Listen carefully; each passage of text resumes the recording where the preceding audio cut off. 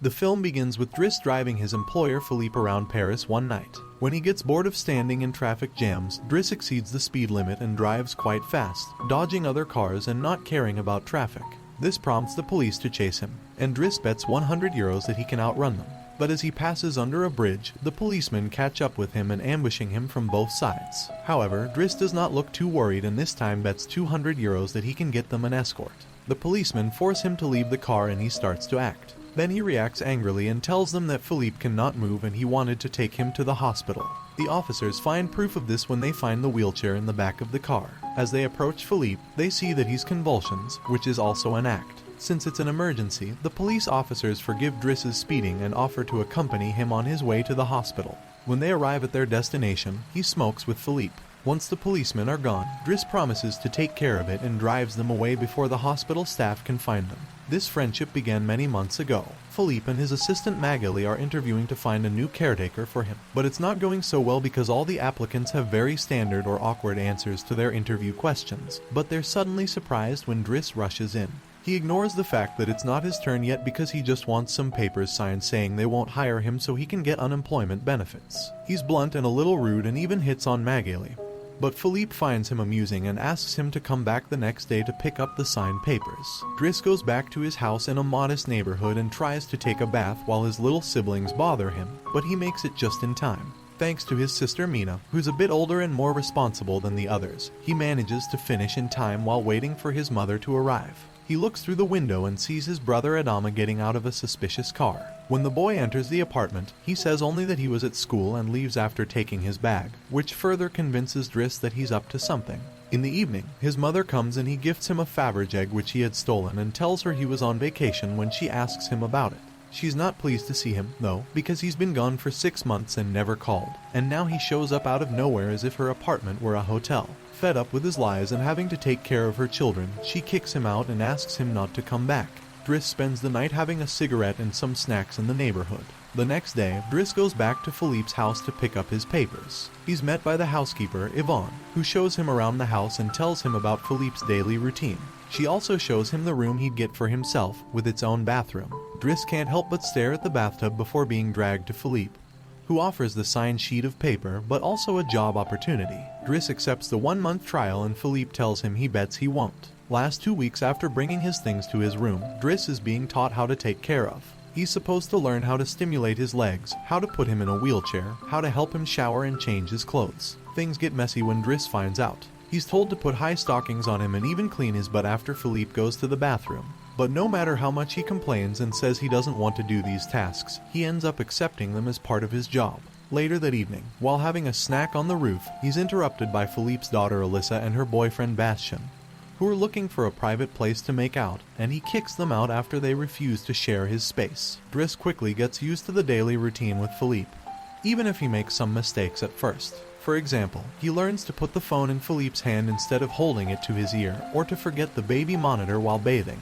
He also learns to sort his mail into different folders. He opens most of the letters for Philippe, but there are also a number of private letters that he's not allowed to see. When he finds an advertising flyer for female escorts, he decides to create his own folder instead of throwing it in the trash. Philippe says this new isn't all work, though Driss still makes sure he's having a good time. He keeps trying to hit on Magali without success, and sometimes he calls escorts to go to bed with him. When Yvonne comes to his room one morning to scold him for being late, she finds some dangerous weapons in his pocket, but she doesn't comment on them.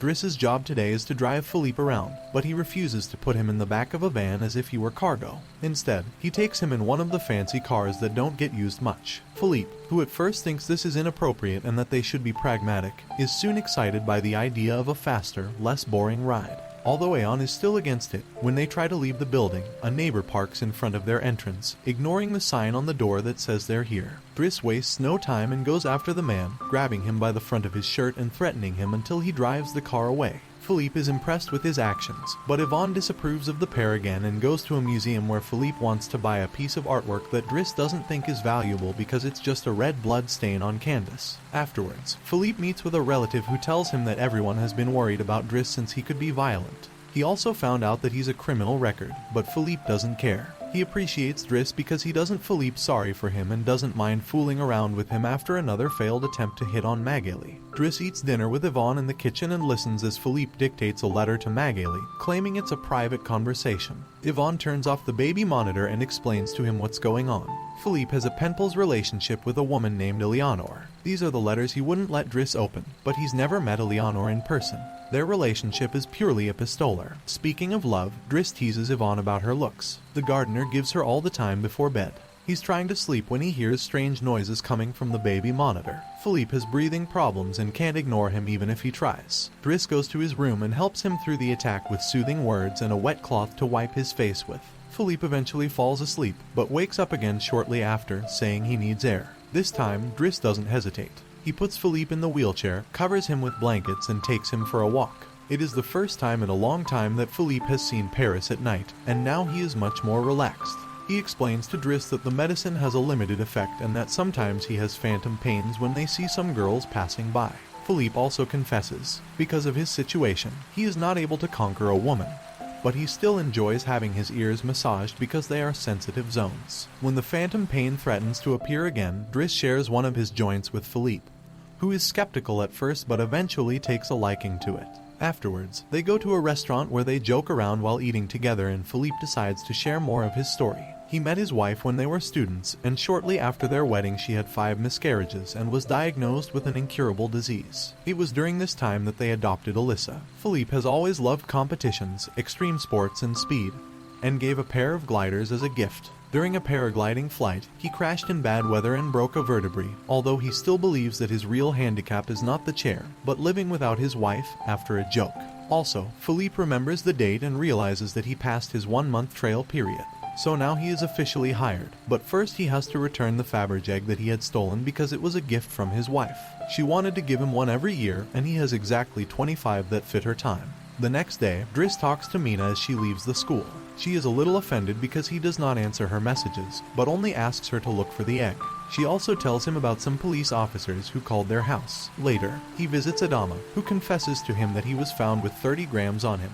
Driss wants to take him to lunch, but Alma refuses and instead gets into the same suspicious car as before. Later, Driss gets to be there when Philippe dictates his letter to Eleanor or to Magali. He thinks this purple prose is very boring and that Philippe should be more direct. He is also stunned to learn that this has been going on for 6 months and they have never exchanged pictures. When he finds her phone number on one of the letters, he takes it as a sign and calls her, prompting Philippe to pick up the phone and finally talk to her outside of the written word.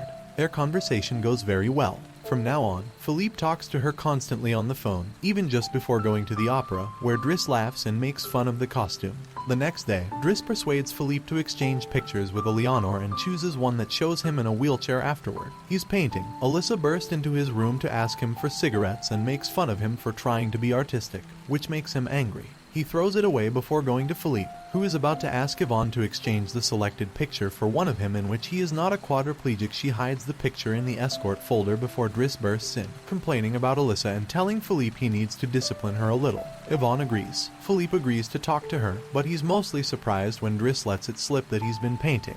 Days continue to pass, and the friendship between Driss and Philippe continues to grow. Driss takes him to play in the snow and brings him with him. When he goes out for a run, Philippe gets him his first suit and scolds his daughter while Driss listens to him through the baby monitor. When Driss finishes his first painting, he shows it to Magali, who slaps him when he tries to kiss her. Philippe, however, likes the painting and promises he'll try too. The two of them have a great time with each other, enjoying things like getting a faster car, sharing joints, and even hiring escorts together. When Philippe's birthday comes, he isn't very excited about it. Every year, he pretends to be surprised that they're throwing a party and has to meet with all these relatives that only come to see him on the date to check he's still alive. Philippe says it'll all be rather boring while he and the guests enjoy some live classical music. Driss searches for Alyssa, who is crying in her room after having taken some of Yvonne's pills, which won't kill her as she expected. The reason why she's sad is that Bastien broke up with her and called her a tart. So she asks Driss to talk to the boy, which he accepts to do for a price. Meanwhile, Philippe is showing Driss's painting to his relative and manages to convince him to buy it for 11,000 euros. Driss goes back to the dining room and chats with Yvonne, who tells him Magali is in a relationship with someone named Fred. But things are rather rocky at the moment, giving Driss hope as the party begins to die down. Philippe makes Driss listen to some of the most important songs in classical music history, but he could only joke in. After the band is done, he brings his iPod and plays Boogie Wonderland by Earth, Wind, and Fire before he starts dancing right in the middle of the floor. He's an incredible dancer, and he even convinces the rest of the party to join him and dance with him, which Philippe enjoys watching later. When putting Philippe to bed, Driss opens Eleanor's latest letter to him. She sent her picture showing she's rather pretty and is telling him they should meet next week when she visits Paris. When the day of the date comes, Yvonne and Driss put Philippe through dozens of outfits until they find the perfect one, and since it's Yvonne, the one that will take Philippe to the date, Driss uses his day off to visit Bastien and threatens him until the boy accepts to apologize to Eliza and to bring her croissants every day. He also asks him to fix his hair afterward. He visits his mother at work, but only to watch her from afar. At the restaurant, Yvonne and Philippe are waiting for Eleanor, who is very late. After waiting for an hour, Philippe gives up, calls Driss to ask him to take him away, and then leaves the restaurant without noticing. Eleanor is arriving at the same time that same night. Philippe takes Driss with him in his private plane and gives him the money he got for selling the picture, making him immeasurably happy. They make it to the countryside the next morning, and Philippe decides to go paragliding, dragging Driss with him as well. Driss doesn't want anything to do with it, but after initially freaking out, he ends up enjoying the experience when they return home. Adama is there waiting for Driss and gets scolded when he sees the scars on his face. Adama will still not tell Driss what's happening in his life though, so Driss makes him wait in his room while he calls Mina to tell her not to worry, and goes to put Philippe to bed. Philippe, however, isn't sleepy yet. After making Driss look at a painting with him, he asks him about his family, which Driss at first doesn't want to talk about, but eventually, it turns out Adama technically isn't his brother and his parents aren't actually his parents. They're his aunt and uncle. They fetched him from Senegal when he was 8 because they couldn't have kids, and his real name is Bakary Bassari.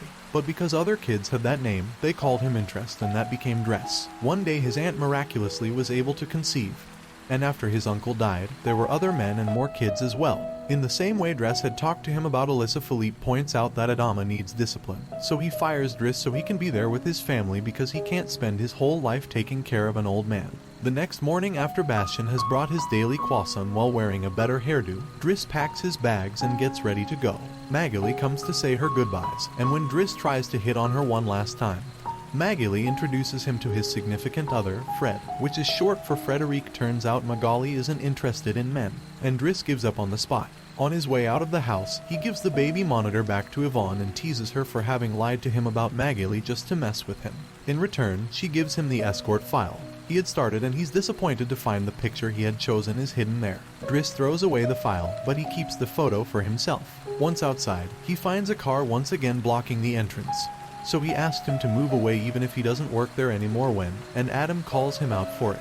Driss says, as a matter of principle. A few hours later, the two brothers go pick up their mother at the station. While back at the house, Philippe is having his first dinner together with his new caretaker, who is stuffy and boring, and Philippe decides to leave him without even having a bite.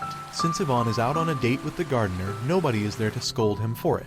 As days pass, Driss goes back to his old life. He hangs out with his old friends again and tells the guys from the suspicious car not to bother Adama. When he goes to an interview, he doesn't have enough experience for. He manages to win over the employer by calling himself pragmatic and using all the art knowledge he acquired while working for Philippe. This lands him a job as a driver. Philippe continues to dislike his new caretaker and is in a constant bad mood. One night he refuses anyone in the house to help him with his phantom pain. Yvonne calls Driss and asks him to come over. That's how they find themselves in the situation from the beginning, with the police chasing after them first and escorting them to the hospital. After that little adventure, Driss drives Philippe to the coast, and the sight of the sea helps Philippe calm down sometime later. Driss takes care of Philippe's overgrown beard before taking him to a restaurant for lunch, but he doesn't stay because someone else will be making Philippe company today. Driss wishes him luck and finally gives him back his egg before leaving, and Philippe starts worrying about being alone until he sees who his date is, Eleanor, who is delighted to see him and doesn't mind the chair at all, the real Count. And here the movie ends. Philippe Pazzo di Borgo now lives in Morocco. He is remarried and has 2 daughters. The real Driss, actually called Abdul Yasmin Selou, has his own firm and is also married with 3 children. The 2 men continue to be very close friends to this day. Tell me what you think about this movie and which part was your favorite. Make sure to subscribe and turn on notifications so you can watch more videos like this. Thanks for watching.